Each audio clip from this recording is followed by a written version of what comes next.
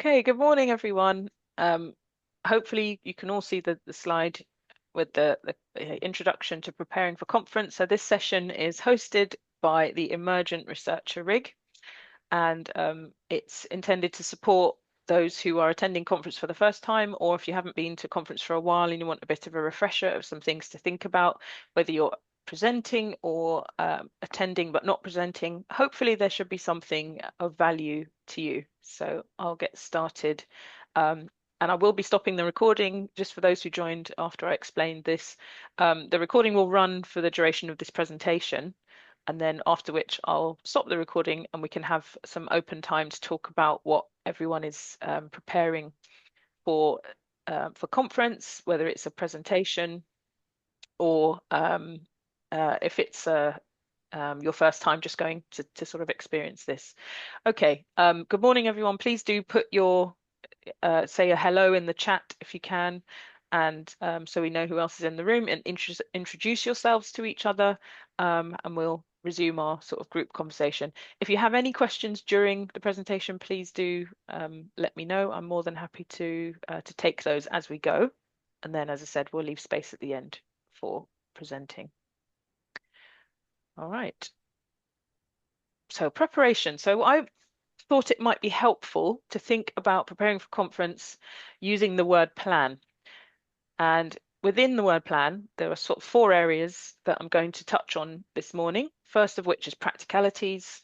Second is learning and development. The third is action steps, some key things you might want to do just to bring your conference experience to life in a slightly different way. And then networking, which of course, anyone who's ever been to conference before or thought about conference, this is a really key part of your conference experience, so connecting with other people. So those are the four areas that we're going to touch on throughout this presentation. So when you're attending a conference in person, you will, of course, have booked a conference ticket, whether it's yourself paying for it, your employer paying for it, or some other form of sponsorship. Your travel and accommodation would already be arranged. This is assuming this has already happened. Of course, if that's not yet happened, I would urge you to try and arrange your accommodation as soon as you are able to. And let me just check, sorry, 1 second. Make sure I'm not missing anybody in the waiting room. Okay. And then, but those tickets and those other arrangements and bookings and all that sort of thing is just part of the story. So there's some other things that you might want to think about. And this is true of the conference that's happening this year in Wales or any other conference that you go to in person. Getting to and from your accommodation if you're not staying at the conference venue. So having experienced both staying at a conference venue and not, thinking about your distance, from the hotel to the conference venue. So I've driven before, but I had to think about parking, which I didn't have to think about when I took the train. So there's lots of these small practicalities which are easy to overlook. So how much does the parking cost? Are you going to be surprised if you get to a hotel conference venue car park and realize it's £45 for one day, which can happen. But if you have a think or find out ahead of time, then at least you won't be caught off guard. Or a taxi. If you need to take a taxi, the conference venue always typically can provide you a number of a taxi company. So these are just things you might want to put on your list. Eating throughout the conference, I know it's a simple thing, but it's an important thing. Thinking about nourishment throughout the day, there are set meal times in the program, but what about around that? Everyone's got their own dietary requirements. But on another practical note, it's a really good opportunity to talk to someone over a meal. It's quite a relaxed space. It's not in the session during a presentation, so an opportunity to have that conversation. Thinking about your stationery, so what you're going to take notes on, keeping that light and portable. Clothing and shoes may seem like a strange thing to put on the list, but you'll be surprised how some occasions occur where you think, oh goodness, if I'm sitting in this slightly uncomfortable top all day long, I really wish I brought something else. So I thought I'd add it to the list as something just to bear in mind. and shoes because of walking between the different rooms. Keep yourself comfortable.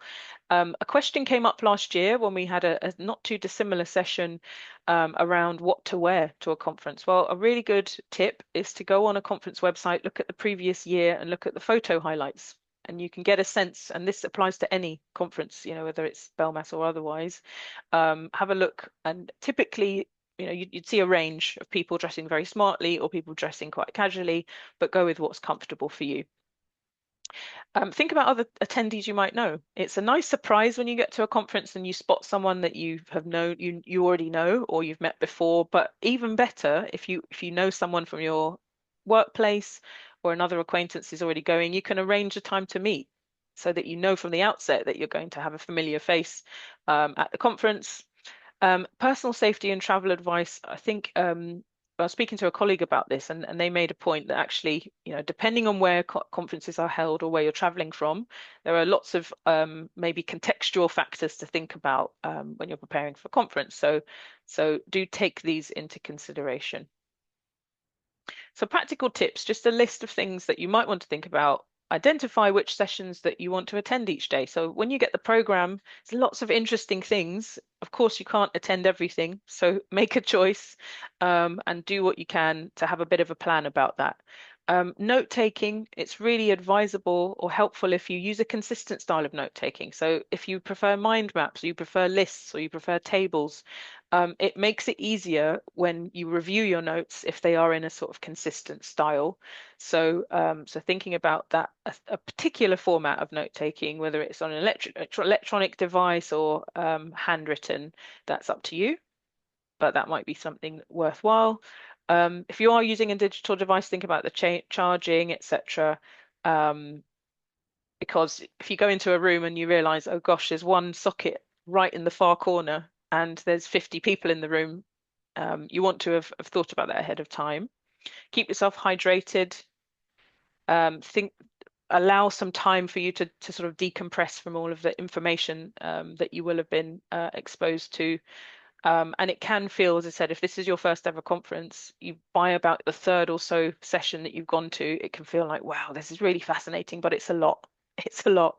So planning in some time to pause. It was really nice on my first conference when I think I don't know if I missed the timing of something, and I happened to be in a free space and somebody said, oh, I'm just sitting here.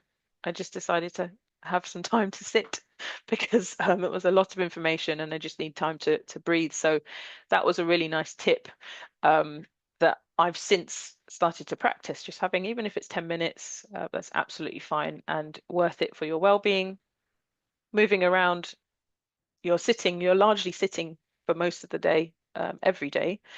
But you can stand up in most rooms or walk about. But other than that, keeping an eye on how long you're sitting for. As academics or researchers or what have you, it's so easy for hours to go by, being engrossed in something you're reading, listening to, etc. But trying to move around is good advice and worth considering. And allowing some time to reflect on what you've been hearing about and what you've been thinking about is also worth doing, because sometimes all the information can sort of wash over you or even go in, but unless you're reflecting on it, unfortunately, that it can just be forgotten. So it's good to give yourself time to reflect. And if you're attending alone, think about making a conference friend. You can meet someone in your first conference who you later meet with at a future conference, or you can go on to research together, or etc. So as I mentioned, there's lots and lots of information, but if you have a plan about how you use your time, then you might find that you can have a really useful experience in the conference, and it doesn't have to be as overwhelming if you can plan your time accordingly. So some tips for you with regard to learning and development. Identify some sessions that you're thinking about, and it could also be beneficial to look at things you don't know a huge amount about. So you might be going into the conference thinking, right, governance is my thing. I've said that because I know someone in the room, governance is their thing. You think, well, I'm not, the early years is not really my area, but you never know. There could be somebody in another session that is touching on something that could be of interest to you or links in a way that you hadn't anticipated. This third point here about purposeful rather than plentiful note taking. Again, I'm just reflecting on my own experience. Sometimes you sit in a really interesting session, you think, I'm just going to keep writing and keep writing and write lots and lots of notes, but actually reviewing that when it's just a lot of writing, I've found it's less helpful than saying, well, there are a few key ideas I'd like to take away, and then I can look at it and digest it more easily. So here's a format that you might find helpful for your note taking. So making a note of the session title, who's speaking, identifying some questions, so getting your mind thinking about what's being said, and then picking out some key points that you'd like to follow up on or look into in the future. So this is just an idea. It's something you might want to use at the conference when you go this time. We're going to pause for a moment. Does anyone have any questions about the practicalities or the learning? Okay, I'll carry on. So if you're presenting, and this might be applicable to the majority in the room, we'll see. So being really intentional is what I'm going to focus on here when it comes to preparing you're preparing to present. Okay, so before your presentation, look at the slides that you've prepared. How much information have you tried to communicate with your audience? So as academics, or in any academic presentation, it's quite typical to see a lot of information on a slide. And I can understand the rationale for thinking I've got lots to say and I really just want to tell people everything that I've come here to say. But sometimes it can be too much information. Sometimes it's actually helpful to focus more on what is it you want your audience to take away from what you're presenting. Give them the space, to take that in, and give yourself the space to emphasize it. It's also it may also be helpful to reread your abstract, because actually you wrote your abstract quite some time before you actually present, and you might have produced your slides, and the abstract could just be in the distance in your mind, but it might be useful to take a moment and look again and think, okay, well, people are coming into the room to hear what I have to say based on my abstract. And if I've forgotten what I said I was going to say, I presented this really interesting thing, but it's not quite what they thought. It's not ideal. Okay, so I would suggest have a look at your abstract again, and make sure there's a nice link between what you've said you're going to say and what you're saying. Preparing your contact information. Quite often, typically you'll see the last slide, people have a contact slide. It could be a QR code. There is a way if you've got the LinkedIn app, you can bring up your QR code, which is useful for networking. I'll talk about that a bit later on. Going to the presentation venue ahead of time, I'll tell you a little anecdotal story that sums up a couple of the points near the end of this list. So visiting the venue presentation ahead of time and having your presentation ready in a portable format. So at my first conference, I thought I had everything prepared. I had my presentation on a USB drive, USB stick. Went to the venue the day before, thought, oh yeah, I'm really prepared. Plugged it into the computer and it didn't read anything. It saw the memory stick as blank. Of course, the panic set in, but fortunately it was the day before, so I managed to panic in a safe space. And so I had to go back to my laptop, email myself my presentation, and then send it and try and log into my email. Honestly, that you can't make these things up, but this is why I put it on the list. It's worth thinking about and checking that you don't have an encrypted. So that was the issue. So I had an encrypted memory stick which wasn't being read by the venue laptop computer.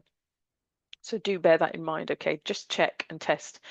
Find out who the chair is of the session that you're presenting in, and just have a quick word with them, or if you're not sure, and just say, can I just double check my presentation? Because of course you may be nervous already, especially if it's your first presentation. You don't want the added stress of, oh my goodness, it's not here after all that work. So that's my advice. Take the time to check that everything's working okay. Um, then during your presentation, expect questions. Now, questions aren't always guaranteed, but it's useful to expect them so you're not caught off guard. It's perfectly natural and normal. People may ask you questions about something you've presented, and that's just showing an interest. It's not because you're having a mini Viva and someone is trying to test you. It's actually an opportunity to engage in some discussion with the academic community or with the research community, because there'll be practitioners in the room potentially as well. So if you're expecting those questions and you're ready to have that discussion, then you're likely to feel more at ease when the questions come. Pacing yourself and speaking calmly is also advisable, because if you, back to my point about the having overcrowded slides, if you've got lots of information, the tendency is I'll just have to speak faster, because if you're not likely to be told, oh, you can have an extra 20 minutes, don't worry. Unfortunately, that won't happen because the conference program is usually pretty packed, and there's a plan to, of course, fit everyone in fairly, give everyone their slot of time. So if you have nicely organized slides and you can pace yourself, speak calmly, and engage the audience, I'm sure everyone at some point or another in their educational or academic lives have sat through a very quite monotone presentation where they wish that the speaker was a little bit more engaging. Right, so it makes a difference. If you use your voice to engage the audience, use your movement, and if anyone has been a classroom teacher, these are some of the things anyway that you would think about. But if you haven't, if you're not from that background, presentation styles that are more engaging involve a varied tone and pace and so on. So this is just something to consider. Feeling nervous in your first ever presentation, completely natural, completely normal. But if you've got a room where it's quite full and you think, oh, I wasn't expecting so many people in the room, just pick out a couple of people that you don't pick one. I think that person might think, why are they staring at me for the whole presentation? But if you pick a couple of friendly faces and you think, I'll look at you for a bit, present to you, look at the other person, it's just a small tip that might help you get into a rhythm and feel like, oh, actually, there's some people listening and I'm just having this conversation with them about my topic. The other thing is making notes during other people's presentations. So the format of the conference is typically that you're not the only one speaking in that sort of slot, if it's a parallel session, for example, or a symposium that you're speaking in. So take notes and take an interest in what other people are presenting and ask them the odd question. Sometimes it's nice, if you know someone else is presenting for the first time and you ask them a question, that's quite a nice reinforcing element where you think, oh, someone's listening, someone's paying attention, they're taking an interest. So we help each other, everyone helping each other out makes this a more pleasant experience. Generally attending a conference, there are a few things you might want to consider. So during your sessions, you include questions in your notes. So I provided that format earlier on where you might want to, oh, there's somebody else in the waiting room. Sorry, let me just let them in. So you might want to ensure you've got the speaker, the title of what they're talking about, some questions, again, just keeping your mind going.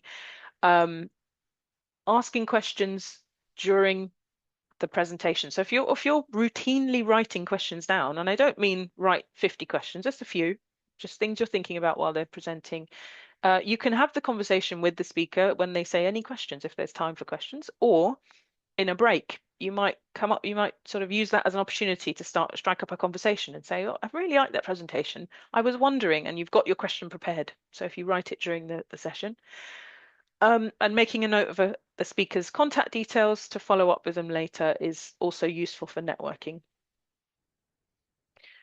Outside the session, so when you're not sat in the room listening to a presentation, try to be purposeful. So think about what you want to get out of each day, each session, or out of the whole conference. It could be that you're going to make new contacts for potential research project partners. It could be that you're wanting to find out about a particular topic. Someone's abstract caught your eye and you thought, I'd really like to know a bit more about that. But being intentional and having that deliberate approach would be advisable. Attending a keynote or a parallel session would also be something I would recommend because of the breadth of focus and that nod to the future in that sense of hearing a bit more. Sometimes particular presentations are quite niche or very focused on a particular area, but a keynote or parallel session where there's a range, or a symposium rather, panel session, that was going to say, you'll get a bit more breadth that relates to educational leadership in this case. Reviewing your notes, and this takes me back to my earlier point about making clear notes in a consistent style. So when you review them, it should be a nice and almost therapeutic process. Oh, I remember that presentation. That was really interesting. So you should hopefully relive those moments where you thought, this was great. I'm glad I attended that. And talk to people. I could have written it 5 times. Talk to people, talk to people, talk to people. Do make the most of the number of people you're around, as much as you can, of course, within reason. But just keep talking to people and making contacts. And then after the sessions, follow up. That's quite a key one. You may, by the end of the conference, have 20 new contacts, which is fantastic. But it may be that you say, okay, there are 5 people on that list. I'm going to email.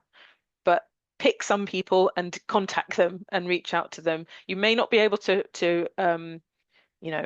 conquer the world and write the world's best research project together with every person, but at the same time, these are contacts that you never know when your paths might cross again in the future. And also they might be speaking in the future. You might be speaking in the future. You may collaborate later. So it's not always an immediate, that even though you make contact, it's not always going to be an immediate, sort of impact. But at the same time, connecting with others in the research community where you have shared interests is always worthwhile. And set some objectives about what you're going to take forward. Are you going to read some more about a topic? Are you going to start to develop a research idea? If you're doing doctoral study at the moment, what might you do once that's concluded? Because it does come to an end. And I was just talking to somebody a couple of days ago who's submitted their thesis, and they were saying, it's really strange. I'm not working on the thesis anymore. What am I going to do with myself? So yeah, actually at the conference, you can start thinking about that once your doctoral study or your master's, if that's what you're doing. What next? How might you use this conference experience to start building that up? And then the last element, N, for networking, this is where you want to connect with people at the conference. Be bold. Talk to somebody you haven't seen before, don't know very well, or someone you may have seen at a conference before and you just recognize their face, but you maybe didn't have a conversation. There's a couple of people that I saw the first time I went to conference, didn't get a chance to speak with them, saw them at the second conference and then spoke to them. And it's really nice to say, oh, I remember you from the last conference. It's a nice conversation starter, actually, in a practical sense. But one of those people I'm referring to, we've since spoken a few times. So it was the second time we saw each other that we started to connect. But networking is something that you just continuously work on and develop over time. So you've got lots of different opportunities to speak to people. Could be that the speaker in the session that their presentation piqued your interest. It could be someone where when you're planning your time at the conference, there's in the parallel session or 2 parallel sessions, you think, oh gosh, that's on and that's on at the same time. I really wish I could be in 2 places at once, but I'm going to go to this one. The one you missed, why not seek that person out? Every delegate will have a lanyard with their name on it. If you happen to spot that person's name and you think, oh, I would have loved to go to their session, catch up with them in a coffee break or at the lunch break or what have you in the evening. Meal queues are great. They are long and slow. So use that as an opportunity to turn around or tap the person at work. You don't have to tap anyone on the shoulder, but speak to somebody informally and just say, hi, have you traveled from far away? Are you local? What are you researching, etc. So lots of opportunities. And then another opportunity is also where you've heard somebody raise a question that you think, oh, now it could be, you could say for lots of reasons. You could say, that's a really good question. Or you could say, how do they think of questions like this? What a fascinating question. Whatever it is, you can use it as an opportunity to connect with somebody and begin networking. And when you do network, take an interest in the other person. and then be prepared to respond and to say something about your research. So even if you're preparing a 1 minute to 2 minute pitch or speech about, hi, my name is Judy, and I like to research educational leadership in higher education, etc. But I have a parallel interest in governance and blah blah blah. So be prepared so that you don't feel on the spot and you're kind of saying, oh, that's really interesting. And so on. You want to just be ready to talk about it in brief. I'm sure no one wants to be that person for whom the other person feels trapped in a conversation that's going on a little bit longer than we would like. No, I'm joking. I think it's just worthwhile being succinct, and naturally, as you connect with others, you might find yourself having a lengthy conversation anyway. So that's absolutely fine. Exchange contact details, whatever format you prefer. Could be social media. You could be posting about the conference. In fact, I'm sure Belmas would love you to post about the conference and tag them in throughout the course of the conference. But when it comes to contact details, it's your choice. Some people prefer email, some prefer social media, but connect in some way that enables you to follow up with the person. And then finally, so as I said, we've thought about all of these key considerations, so you can get yourself prepped, you're ready, and then you're good to go. So for the purpose of the recording, I'm going to draw this part to a close and say I look forward to seeing everyone here and anyone watching this recording at the conference. Yes, so for the purposes of the recording, because I don't think you'll see the chat, hashtag Belmas 2026. So please do post and refer to Belmas and tag anyone else in that you connect with if they're happy to be tagged in.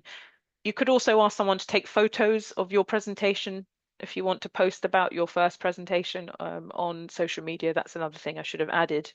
But I hope you found that presentation helpful. We're going to move into the informal part of this meeting. So I'll stop the recording here.